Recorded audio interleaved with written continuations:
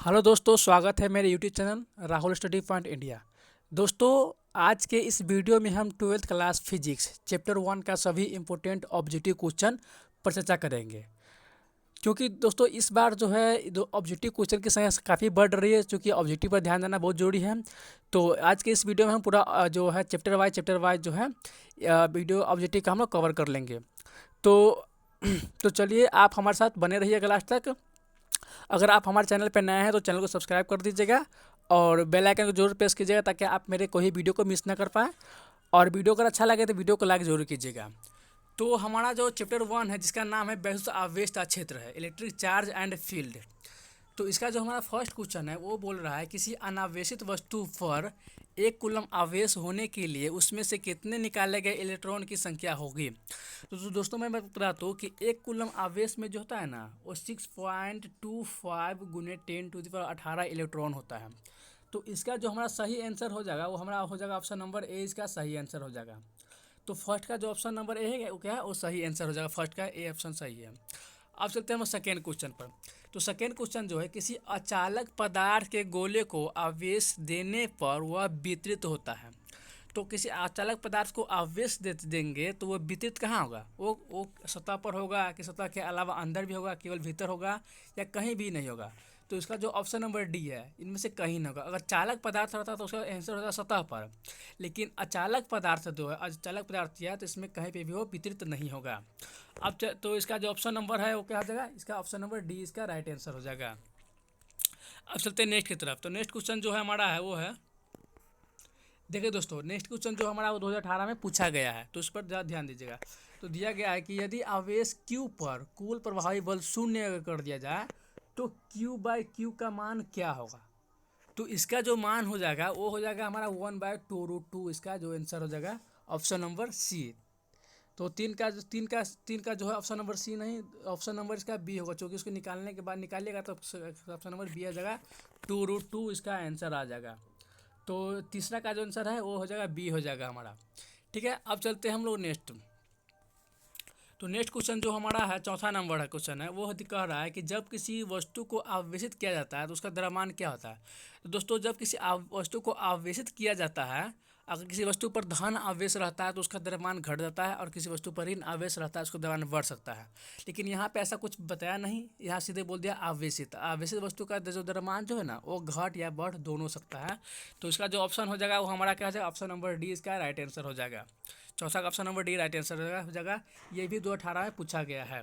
अब चलते हैं नेक्स्ट क्वेश्चन। तो पांचवा क्वेश्चन जो हमारा है वो है, किसी आवेश से अनंत दूरी पर उस आवेश के कारण विद्युत क्षेत्र तीव्रता होती है। दोस्तों मैं आपको बता दूं कि आवेश के बीच जो दूरी बढ़ने पर जो ना, आवेश को जो दूरी बढ़ने पर उसका बीच तीव्रता का मान घटता है। तो इसलिए अनंत दूरी पर जब बीच तीव्रता आवेश जाएगा तो उसका जो बीच तीव्रता होगा वो कितना हो जाएगा, वो हमारा हो जाएगा 0 हो जाएगा। तो इसका जो ऑप्शन नंबर है वो हो जाएगा बी, इसका ऑप्शन नंबर राइट हो जाएगा। अब चलते हैं नेक्स्ट क्वेश्चन की तरफ। तो नेक्स्ट क्वेश्चन जो हमारा छठा नंबर क्वेश्चन है वो है, यदि दो आवेशों की मूल बिंदु से दूरी बढ़ा दी जाए तो आवेशों के बीच विद्युत बल का मान क्या होगा। तो आवेशों के बीच जो विद्युत बल का मान होगा वो क्या होगा, तो वो बढ़ भी सकता है और घट भी सकता है। विद्युत बल का मान क्या होगा, विद्युत बल का मान बढ़ भी सकता है और घट भी सकता है। तो उसका ऑप्शन नंबर डी हो जाएगा।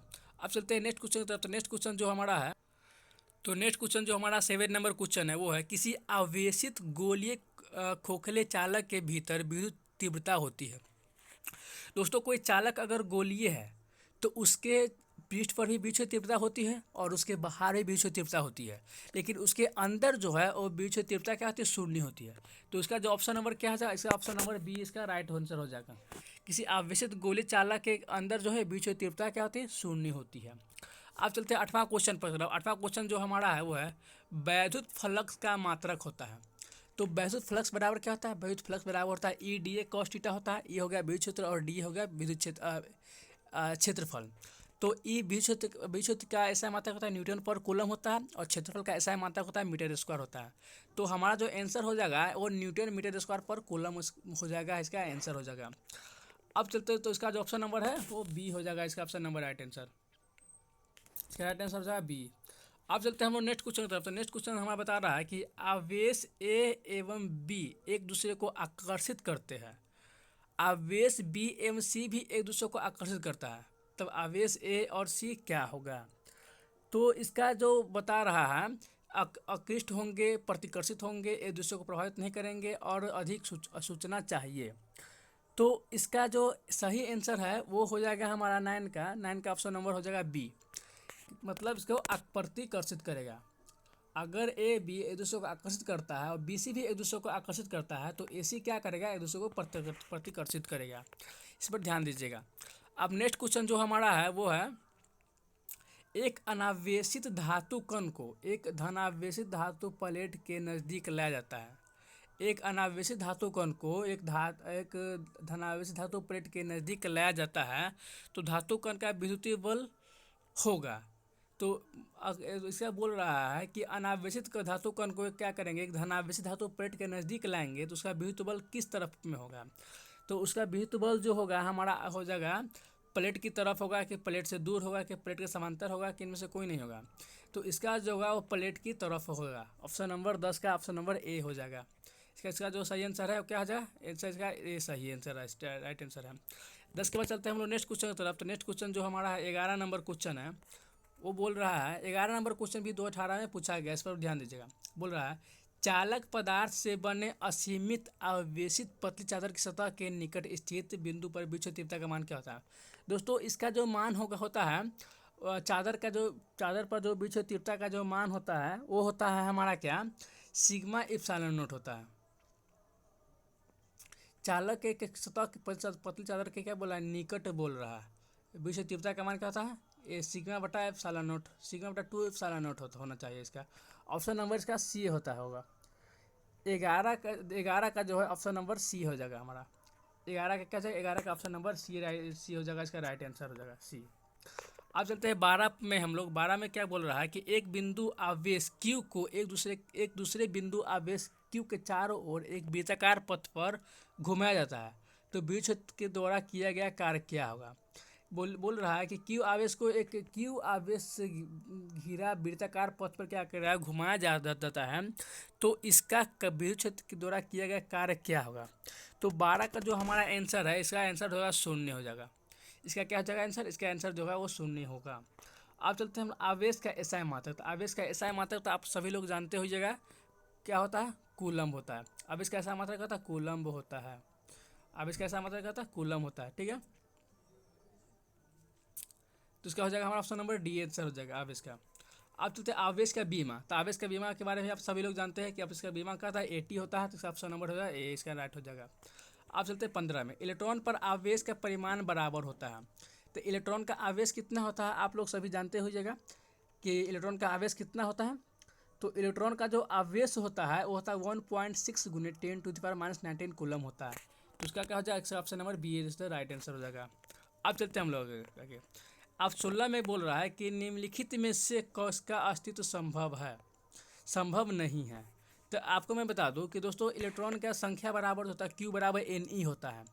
तो अगर n जो है इलेक्ट्रॉन की संख्या, अगर n अगर हमारा जो है वो अगर 0 आ गया तो ठीक है, 0 आ गया तो आवेश तो है ही नहीं, लेकिन इसमें जो है नेचुरल नंबर आना चाहिए। नेचुरल नंबर आना चाहिए 1 से 1 2 3 4 इस ये आना चाहिए। अगर हमारा परिमेय संख्या आ गया तो ये क्या होगा, अस्तित्व में नहीं रहेगा। इसका आवेश का मान क्या होता है, Q बराबर 1.6 × 10⁻⁹ कूलम बोल रहा है। तो इसमें अगर इससे हम आगे काटेंगे, 16 से काटेंगे, 1.6 से काटेंगे तो इसमें कौन कौन संभव है। ये 16 भी कट जाएगा, 64 वाला भी कट जाएगा, 6.4 वाला भी कट जाएगा, 3.2 वाला भी कट जाएगा। लेकिन 2.4 वाला को अगर काटिएगा तो क्या होगा, बट्टा में हमारा आंसर आ जाएगा।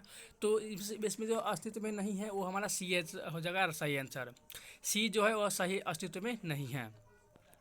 अब नेक्स्ट बोल रहा है कि स्थिर विद्युत आवेश के बीच लगता बल किस नियम के दिशा से दिया गया है। मतलब स्थिर विद्युत रहता है ना, स्थिर विद्युत के आवेशों के बीच लगता जो है बल वो किस नियम का पालन करता है। तो वो जो है हमारा 17 का जो सही आंसर हो जाएगा वो हो जाएगा हमारा ऑप्शन नंबर सी, कूलम्ब के नियम का पालन करता है।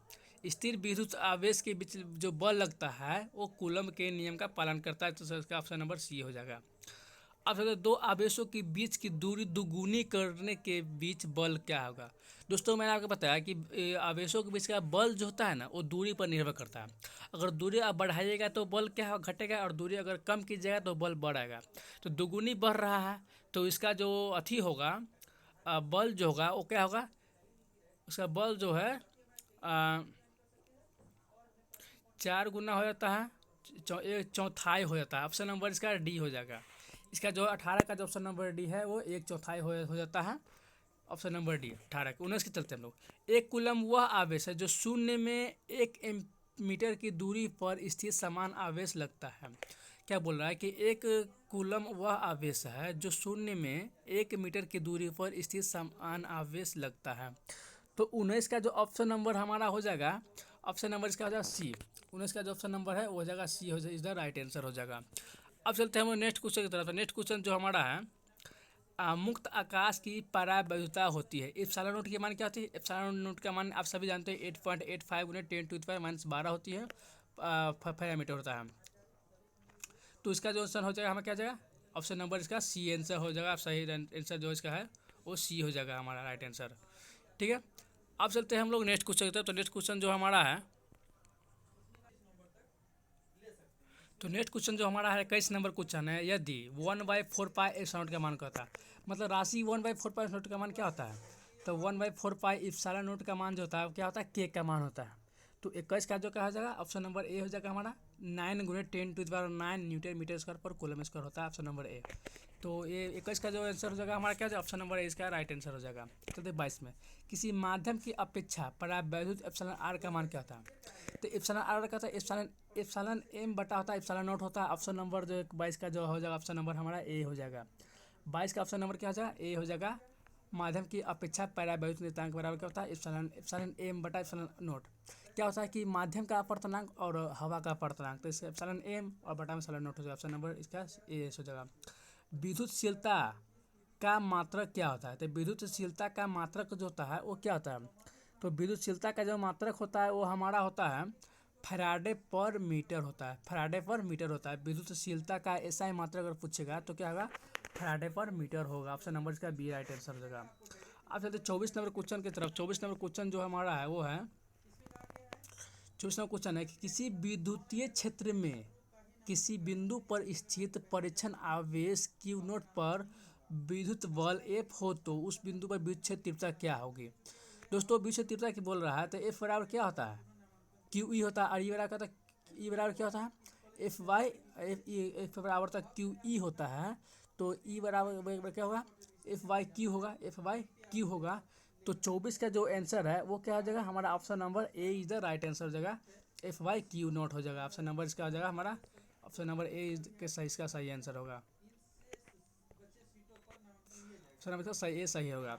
अब चलते 25 से, विद्युत क्षेत्र की तीव्रता का मात्रक कहता है। विद्युत क्षेत्र तीव्रता कैसा मात्रक होता है। तो विद्युत क्षेत्र तीव्रता कैसा मात्रक मैंने इससे पहले ही बताया था, न्यूटन पर कूलम होता है। इसका ऑप्शन नंबर क्या हो जाएगा, ऑप्शन नंबर इसका हो जाएगा न्यूटन पर कूलम। ऑप्शन नंबर इसका बी राइट आंसर हो जाएगा। अब चलते हैं 26 में, विद्युत क्षेत्र की तीव्रता का बीमा क्या होता है। विद्युत क्षेत्र तीव्रता का बीमा अगर आप निकालिएगा तो विद्युत क्षेत्र तीव्रता का बीमा होता है बल बटा होता है आवेश। तो बल का बीमा सूत्र क्या होता है, M1L1T-2 और आवेश का होता है AT। तो इसको हम लोग जब आप सोल्व कीजिएगा तो 26 का जो हमारा आंसर हो जाएगा वो का जाएगा M1L1T-2 A-1 हो जाएगा। ऑप्शन नंबर ए इसका राइट आंसर हो जाएगा। 26 का ए राइट आंसर हो जाएगा। अब चलते हैं हम आगे। नेक्स्ट क्वेश्चन जो हमारा 27 का है वो है, समरूप विद्युत क्षेत्र की तीव्रता क्या, विद्युत क्षेत्र तीव्रता ई हो तब इसमें रखे गए प्लस अब क्यू आवेश पर लगने वाला बल क्या होगा। तो क्या होगा, बोल बोल, बोल बताइए। इसका एफ बराबर का था, एफ बराबर था क्यू ई होता है। एफ बराबर का था क्यू ई होता है। तो उसका ऑप्शन नंबर 27 का ऑप्शन नंबर हो जाएगा हमारा ए हो जाएगा। 27 का ऑप्शन नंबर हो जाएगा ए। एफ बराबर का था, एफ बराबर था क्यू ई होता है। ठीक है, अब चलते हैं नेक्स्ट क्वेश्चन की तरफ। नेक्स्ट क्वेश्चन हमारा क्या है कि एक बिंदु आवेश Q से R दूरी पर विद्युत क्षेत्र की तीव्रता का परिमाण क्या होगा।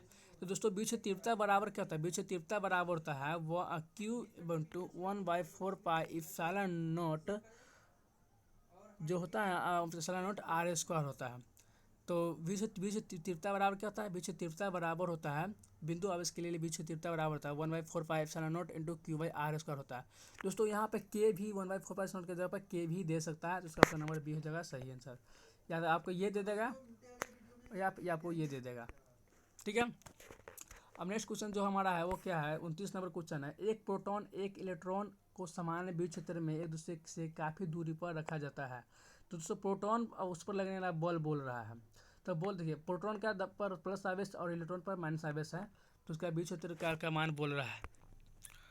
तो यहाँ पे बोल रहा है कि उस पर जो काफ़ी दूर रखा गया है, काफ़ी दूर रखा है, तो उसका बल बोल रहा है क्या होगा।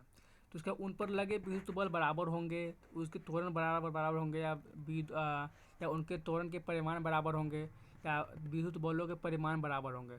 दोस्तों जो मैं बता दूं, जब प्रोटॉन और इलेक्ट्रॉन की बात हो जाए तो उसमें क्या होगा, दोनों बलों का परिमाण क्या होगा, दोनों बलों का परिमाण जो है वो बराबर होगा। ऑप्शन नंबर क्या जगह हमारा, ऑप्शन नंबर इसका बी आंसर हो जाएगा। अब चलते हैं 16 में, सॉरी 30 में चलते हैं। निम्नलिखित में कौन सदिश राशि है। तो दोस्तों मैं आपको बता दूं, सदिश राशि के बारे में अगर पूछा जाए, सदिश राशि क्या होता है, इसके परिमाण और दिशा दोनों हो।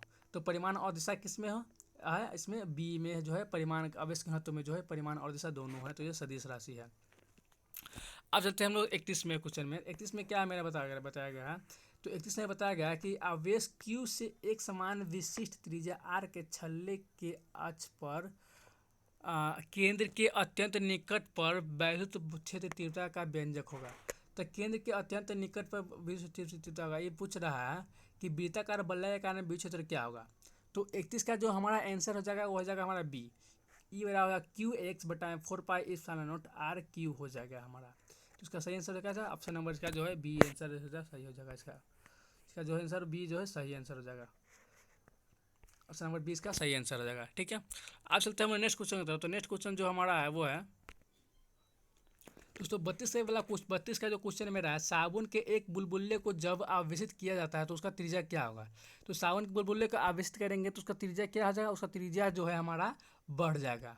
तो साबुन के बुलबुले को आवेशित करेंगे उसका त्रिज्या बढ़ जाएगा हमारा। ऑप्शन नंबर इसका हो जाएगा, ऑप्शन नंबर जो इसका है ए इसका राइट आंसर हो जाएगा।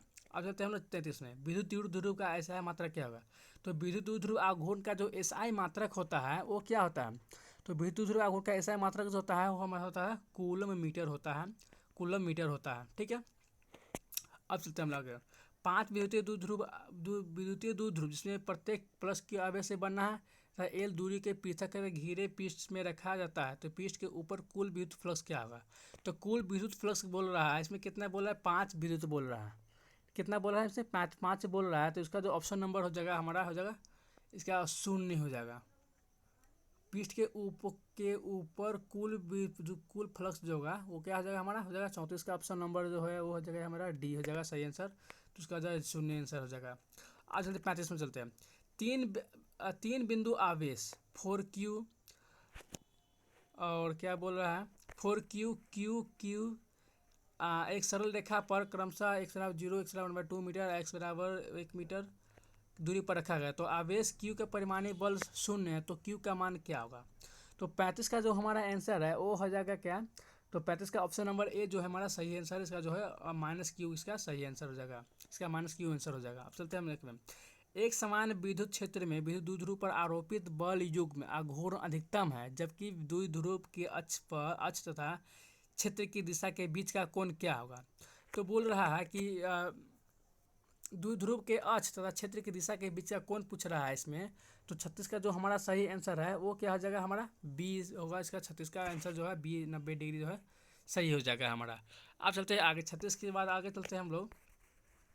तो 36 के बाद जो हमारा क्वेश्चन है कि यदि किसी अल्प क्षेत्र डीए पर विद्युतीय तीव्रता ई अभिलंब हो तो उस क्षेत्र में विद्युत फ्लक्स क्या होगा।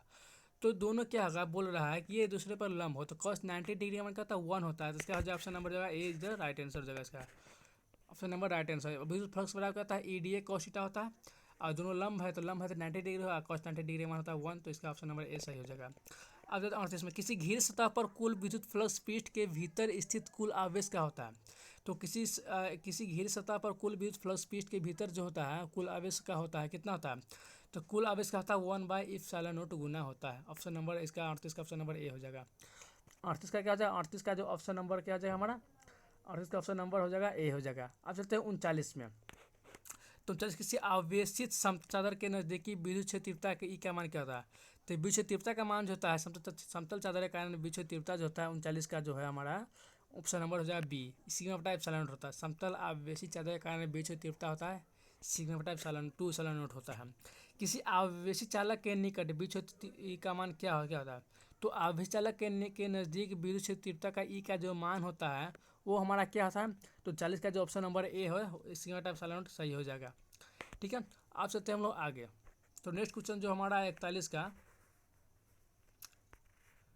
जो हमारा क्वेश्चन है वो है किसी आवेशित अनंत लंबे चालक बेलन के नज़दीक किसी बिंदु पर आवेशित तीव्रता ई है का मान क्या होगा?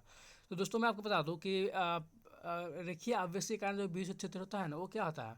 वो होता है लेमडा बटा 2 पाई एप्सिलॉन आर होता है। तो 41 का क्या है? 41 का ऑप्शन नंबर बी उसका सही आंसर हो जाएगा। 41 का ऑप्शन नंबर बी सही हो जाएगा।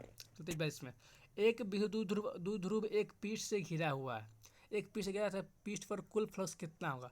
तो विद्युत ध्रुव क्या किया है कि एक अति से घिरा हुआ है, पीठ से घिरा हुआ है और पृष्ठ पर कुल विद्युत फ्लक्स कितना होगा? तो पृष्ठ पर जो कुल विद्युत फ्लक्स हो जाएगा तो 42 का जो क्या जाएगा आंसर में? 42 का आंसर ऑप्शन नंबर बी हो जाएगा, शून्य होगा। ठीक है, ऑप्शन नंबर बी शून्य होगा। अब चल 43 में बोल रहा है किसी वस्तु पर एक कूलम ऋण आवेश तथा तब संभव है जब उसके दिए गए इलेक्ट्रॉन की जो संख्या होगी।